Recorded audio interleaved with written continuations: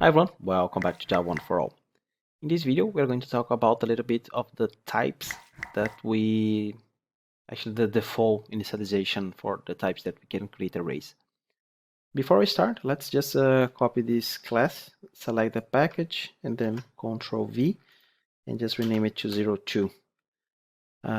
Okay, so in the previous video, we saw that even though if we don't do this, and I just print here all the spaces in memory that we have available for that array.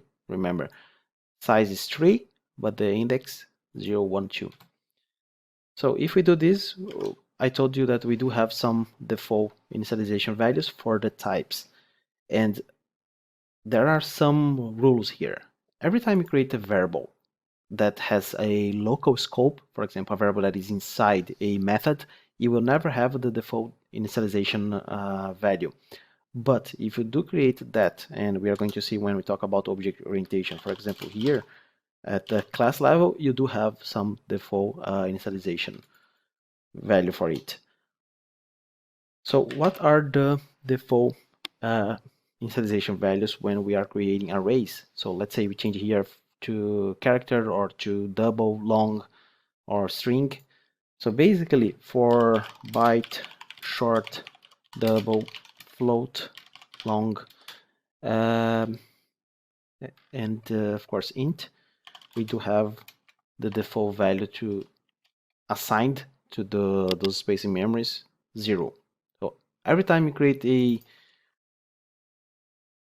array with these values, you will get 0, and of course if you create with double or float, you will get 0.0.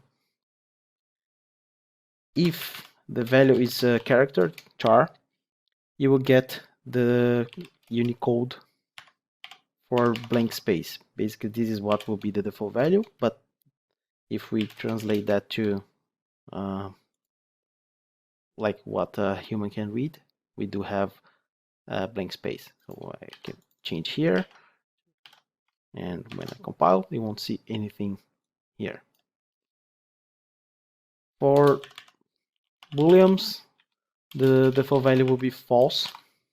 So now all the values in memory will print false. And for all the all the reference types, the default value, for example, for a string, will be null. In this case here, if I change to string, it will be null. So it can be any kind of object.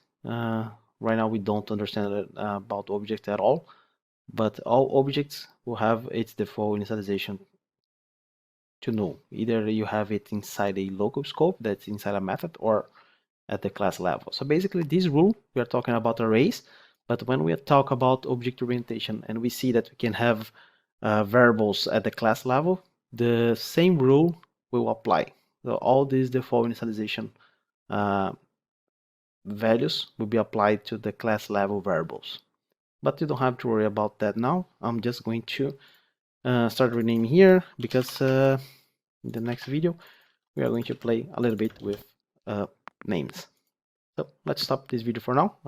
Quick win, and I see you in the next one. Bye.